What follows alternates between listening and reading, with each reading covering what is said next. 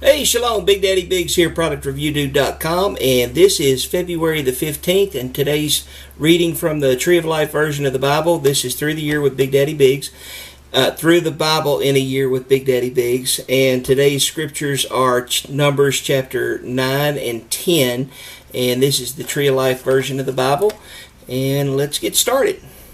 Second month Passover. Adonai spoke to Moses in the Sinai wilderness in the first month of the second year after they had come out of the land of Egypt, saying, B'nai Yisrael is to observe Passover at its appointed time. You are to celebrate it at its appointed time at twilight on the 14th day of this month with all its rules and regulations. So Moses told B'nai Yisrael to observe Passover. They celebrated Passover at twilight on the 14th day of the first month in the Sinai wilderness. In accordance with all that Adonai commanded Moses, so B'nai Yisrael did. However, there were some men who could not celebrate Passover because of being defiled by a dead body. So they came to Moses and Aaron on that same day, and these men said to him, We have become unclean because of a dead man's body. Why should we be kept from presenting the offering of Adonai to the appointed time, at the appointed time, with the rest of B'nai Israel? Moses answered them, Wait, and I will inquire what Adonai commands concerning you. Then Adonai spoke to Moses, saying, Say to B'nai Israel, saying, If any man, whether you or your descendants, becomes unclean because of a body or is away on a long journey, he may yet observe Adonai's Passover. They are to celebrate it at twilight on the 14th day of the second month. With matzah and bitter herbs they are to eat it. They are not to leave any of it until morning, or break any bones. When they celebrate Passover, they are to observe all its regulations. But the person who is clean and not away on a journey, yet neglects to celebrate Passover, that soul shall be cut off from his people, because that person did not present Adonai's offering at the appointed time. That man will bear his sin. If an outsider living among you would celebrate Passover to Adonai according to the requirements, so he should do. There will be for you the same regulation for the outsider and the native of the land. The cloud as the guide. On the day the tabernacle was erected, the cloud covered the tabernacle by evening until morning. The cloud above the tent of the testimony had an appearance like fire. It was that way continually. The cloud covered it, and by night it appeared like fire. Whenever the cloud lifted up from above the tent, then B'nai Yisrael would set out, and at the place where the cloud settled, there B'nai Yisrael would encamp. At the mouth of Adonai, B'nai Yisrael set out, and at the mouth of Adonai they would encamp. All the days that the cloud remained over the tabernacle, they would remain in camp. When the cloud would remain over the tabernacle many days, B'nai Yisrael would obey the command of Adonai and not set out. At times, the cloud stayed over the tabernacle only a few days. At Adonai's word, they would encamp, and at Adonai's word, they would set out. At times, they would remain only from evening until morning.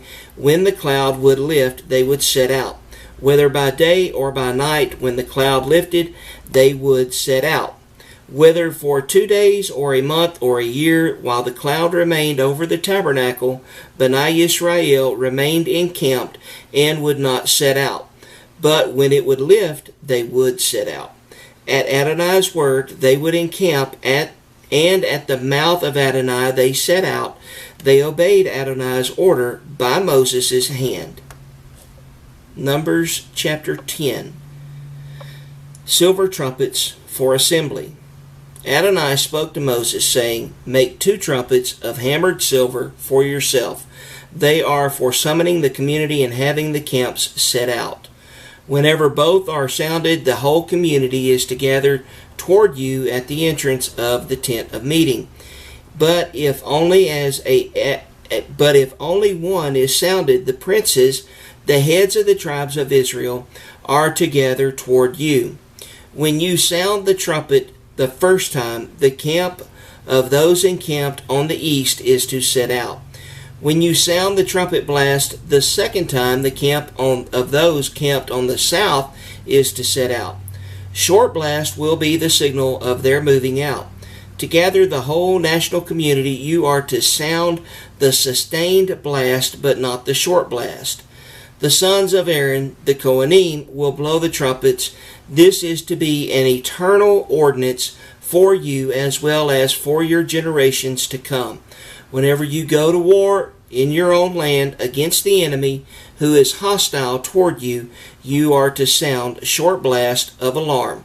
Then you will be remembered before Adonai your God and be delivered from your enemies. Also, at your days of rejoicing, feast of new moons, you are to blow on the trumpets over your burnt offerings and fellowship offerings. They will then be a reminder for you before Adonai your God. I am Adonai your God. Journey from Sinai. On the 20th day of the second month of the second year, the cloud lifted from above the tabernacle of the testimony. Then Bnei Yisrael set out on their travels in the Sinai wilderness. The cloud came to rest in the wilderness of Paran. So they set out the first time by the mouth of Adonai by Moses' hand. The standard of the camp of the sons of Judah set out first by their divisions. Over them was Nahshon, son of Amminadab. Over the division of the tribe of the sons of Issachar was Nathaniel, son of Zuar. Over the division of the tribe of the sons of Zebulun was Eliab, son of Helon. Then the tabernacle was disassembled, and the sons of Gershon and Merari, who were carrying it, set out. The standard of the camp of Reuben then set out by their divisions. Over his division was Eliezer, son of Shadur. Shelumiel, son of Zurishaddai, was over the division of the tribe of the sons of Simeon. Over the division of the tribe of the sons of Gad was Elisaph, son of Deuel. Then the Kohathites set out carrying the holy items. The tabernacle was to be erected before their arrival. The standard of the camp of the sons of Ephraim set out next by their divisions. Over his division was Elishama, son of Amihud. Over the division of the tribes over the division of the tribe of the sons of Manasseh was Gamliel, son of Pedashur. Over the division of the tribes of the sons of Benjamin was Abidan, son of Gideoni. The standard of the camp of the tribe of the sons of Dan, being the rear guard of all the camps, set out by their divisions. Over his division was Azer, son of Ammishaddai. Pagiel, son of Okran, was over the division of the tribe of the sons of Asher. Ahira, son of Enan, was over the division of the tribe of the sons of Naphtali. This is the order by which Bnei Yisrael by the divisions set out. Moses said to Hobab, son of Ruel, the Midianite, Moses' father-in-law, we are setting out to the place about which Adonai said, I will give it to you. Come with us, and we will do good to you, because Adonai has spoken goodness to Israel. But he said to him, I will not go, because I would rather go to my own country and to my own people. But he said, do not leave us now, because you know where we should camp in the wilderness. You can be like eyes to us.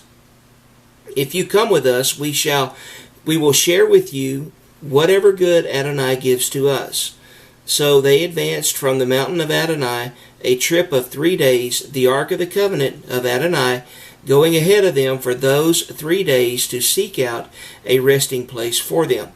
The cloud of Adonai was over them by day when they advanced from the camp. Whenever the ark would set out, Moses would say, Arise, Adonai, may your enemies be scattered. May those who hate you flee from before you. Then, whenever it came to rest, he would say, Return, Adonai, to the myriad thousands of Israel. Y'all make it a blessed day. God loves you. I love you. And we will see you again tomorrow.